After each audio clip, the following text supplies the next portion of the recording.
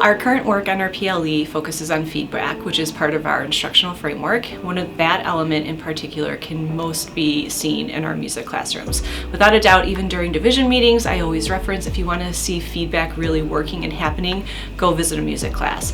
It's happening in real time. It is pushing our learning forward. Our teachers are given instant response to the work that's happening. So oftentimes when I walk into those classrooms, not only are students involved with the instruments or the singing that they are performing and doing, but teachers are using students as the experts to provide the feedback to one another.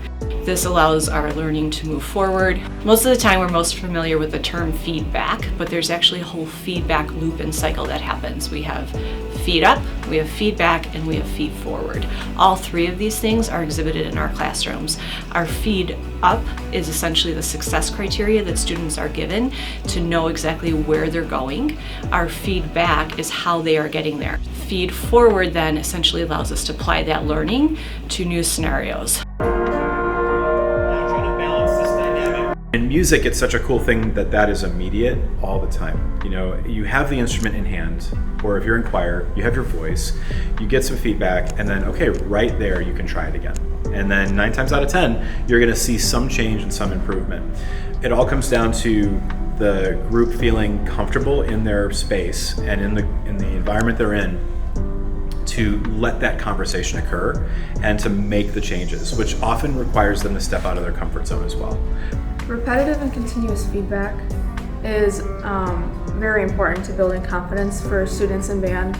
For example, my band director during rehearsal, we'll do a rep, we'll stop, he'll make a couple quick comments, and then we'll continue and do it the next time. And then just the idea of like moving on so quickly and just fixing those little things, like that makes you feel good about yourself. Okay, let's stop there. That's tough. We don't let the mistakes root into their memory. By giving feedback continuously in real time as they're singing, they're able to tweak things to make it better before the mistake can burrow into their mind. So we don't spend a lot of time unlearning things. We're just learn. We're hoping that when we give them feedback, we don't hope, we actually train them to learn the terminology that we're using. We train them to apply this feedback to each other and to themselves, because ultimately, what are we creating? We're creating learners, right? And giving feedback, you're essentially telling them how to grow. Ultimately, we want them to go into a practice room, or we want them to go home and practice their music and then give themselves that feedback. That self-reflection is good for any content. In music, we practice so much without an instructor that we need to know how to grow ourselves.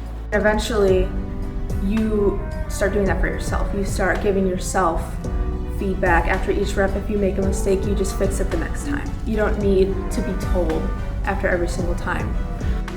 And that definitely helps build confidence for students. This process definitely expands beyond just our classroom. I think that what we're doing here is giving them life skills to say, all right, sometimes that first or second go isn't perfect, and that when you screw something up or you get some feedback, it's just data to make it better. I think that every day it does build confidence in your ability to sing and sing well. I think the repetition really does help, and it kind of just sticks in your brain after that. I'm not always good at asking questions in class, especially like in general academically. So being forced to ask those questions in choir has definitely given me more confidence to ask questions in my academic classes. Asking questions is not a sign of weakness, and I feel like if anything, it's more of a sign of strength because you're willing to put yourself out there and be vulnerable, if anything. And the culture of the class is great because we've basically burnt through shame, fear, and gone right to vulnerability. We make mistakes. The mistakes are just a part of the learning process. And so they know that that's part of it, and being able to polish up the program. Being able to make mistakes and not be embarrassed by it because you learn that it's okay to make mistakes. If someone calls you out on it, don't take it like as offensive, take it as, okay, I can improve this. You're gonna find a moment in your life where a problem is occurring, or you're in a position where you need to give feedback to somebody to see that improvement, and you're gonna wanna see that improvement faster, so that we can move forward. And the lessons learned here, I think, will govern that. And I'm being a little bit simplistic. The way teachers talk to students will have a tremendous impact on how those students receive their instruction. And because in the choir world, we are constantly giving feedback, or in the music world, band, orchestra, choir, the feedback is instant and it's constant from bell to bell.